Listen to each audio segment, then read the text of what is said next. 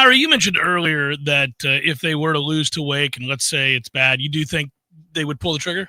I think it's on the table. I think there's a perception. Somebody said in the chat earlier that they weren't trying to be a newsbreaker, but they were saying that they talked to somebody highly connected in the program. They said Mike's going to be back next year. And my only point to that would be just as the same as I was going into Wake, and just as I was under Stanford or going into Stanford. There's no guarantees in any of this because you don't know how things are going to play out. Like, there may be people in the administration right now who think it would be better for them if Mike Norvell could come back next year. Like, it would be easier. This is not going to be a great market to be in the market for a new coach. Half the teams in the SEC are going to be bidding. It's just going to be a tough year to go get the coach you probably want. But you don't know what this is going to look like. This could look awful on Saturday. And you lose to Stanford, you're assuming you're losing all of them. And then that was my point, with the Stanford game. I was talking to Tom last night on the Smash. It's one thing to lose in the middle of the night in Stanford, where a lot of FSU fans may have turned off their TVs at 11 o'clock. Didn't see it. And losing at home on homecoming to Wake Forest and looking disinterested and terrible, there's no way you can run that back next year. You know what I'm saying? Like, so no matter what people behind the scenes or what people in the administration think they want to do or what the best case scenario would be, you have to see it play out. Now, same thing here. If somehow there's no indication this is going to happen, if somehow they found themselves and started playing hard and playing well and went on a run here, it's not going to happen. Nobody expects it to happen. It could happen. Nobody thought they'd beat Bama either. But the reason I don't like to talk in absolutes, though, is because what if it did? We've seen situations in sports. Saw it in Gainesville last year. Yeah, exactly. Very much. Yeah, man. People wrote his obituary because there's 5 games left. Now he ended up getting fired this year, but he survived that year. Those things can happen. We see it happen in sports for no reason. It's not like Napier turned into a great coach. That team just decided we're tired of all the BS. We're tired of people assuming we're going to lose those games. They rallied together. They played hard. They got helped by Lane Kiffin and Brian Kelly and some other coaches that blew it in those games. But that could happen. So that's why I say you don't know for sure what's going to happen. But yeah, man, if they lose ugly at home at Wake Forest, I think that could be the time. But it certainly if they lose ugly, I'd be like, if they lose at all, I don't know what the point would be at that point. But they could win. They're 10-point favorites. They should win. Yeah, it sucks though because.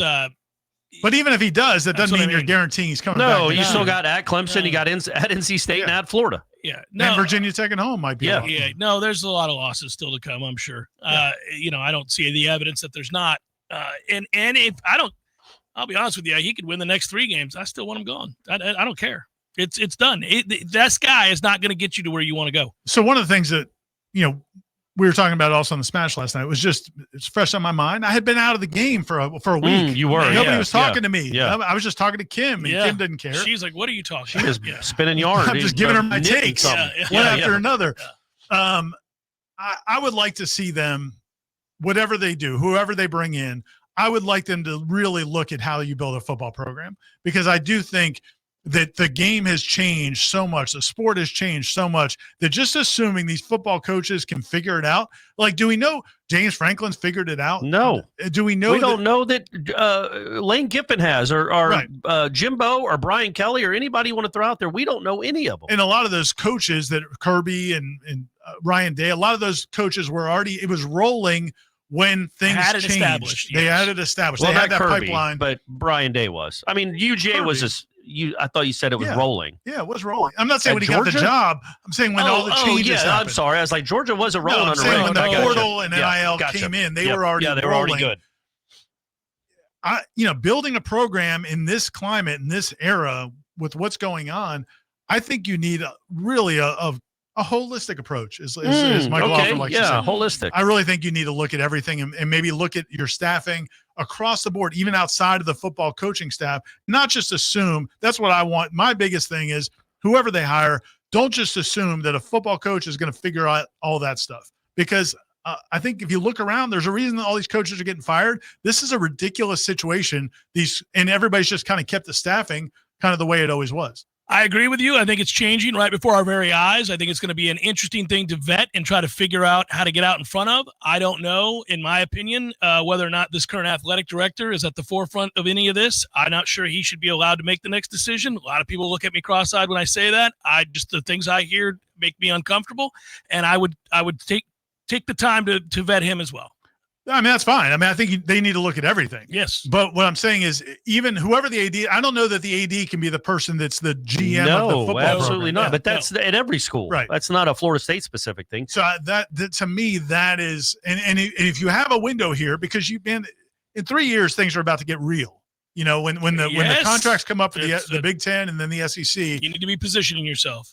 This window, man, like it's not just about figuring out like the best way to what coach you want in place. I really think they got to look at how the whole thing is structured, and maybe you could get ahead. But it's not a Florida State. You keep saying everyone in this country at every football school or Division I Power 4 school has to reevaluate what the flip they're doing. Yeah, but I don't care about any of them. Yeah, and you have a chance. If you're making the change, you have a chance now to do that. Yeah, because it is Brian Kelly was a success. He went 34-14 at LSU. He was a very successful coach at Notre Dame. He was a very successful coach at Cincinnati. Yeah, he didn't forget how to coach. It was a terrible fit. But sure, a terrible fit that went 10 wins and 9 wins. But that's one point. So you have to incorporate that as well. It's not just whether a guy. They all know X's and O's. We've figured that out. They all know X's and O's.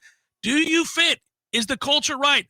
Are you from a part of the country where there's going to be a disconnect? All of these things. But do we think like that when it comes to NFL head coaches? If somebody's a fit with the franchise? Oh yeah, I think so. When our guy said Duval, the Liam Cohen, a little uncomfortable. I don't. And then I don't know if Todd Bowles is a great fit in Tampa, but he wins game. I don't know if before he was hired, he was a Buccaneer through and through. He was a Buccaneer guy. You just go and get head coaches that you hope can win. And they don't hold them to this weird standard that college football teams and fan base, and this is not Norvell. Norvell should have been fired after Stanford, in my opinion. Yeah. This is just the Brian Kelly firing and the James Franklin firing, but specifically Brian Kelly is just bizarre. They are operating in 2014 lines of thinking. Also, when it is 2025. I think personalities. I think the personality probably. That didn't help. He told you he wasn't a fit the day he faked the freaking Southern accent upon being hired. But then he did 10 wins, and 9 wins, and they're taking that for granted as if it's their birthright to have 10-win seasons at LSU. That's what Georgia did and why they went to Kirby. It's why Florida. It's why any of the elite schools that want to play for championships are not going to look at a 9-win season and be like, "Yeah, that's cool." I also think LSU. My theory on why I think LSU did it is because they're worried Florida was going to get in Lane Kiffin, and I think LSU wants Lane Kiffin. That's my theory. I think they want to jump on that. They want to be in the mix. They want to be in the mix for Lane Kiffin and pay him gobs of money with a huge buyout, as if these schools don't learn anything ever. In this day and age. It's just not. There's so many other factors to the point. There's so many other factors that go into building a successful college football program, other than a big name head coach. One of them is your NIL program and the way you perceive where that's going. And so paying a coach $14 million, again, the Chiefs don't pay Andy Reid that. Why in the world would LSU pay somebody $14 million to run their program? Especially in this era when you can pay players. When you can pay for the players. Yeah. It's mind-boggling that there's still this 2010, 2012 idea of what a college football head coach, how important he is to the overall success of a program, when so much more of it has to do with roster retention, where the GM really is important. Do you think fit, though, in the NFL does apply a little bit? Because, like, the Steelers are the Steelers. Like, Tomlin emblemizes.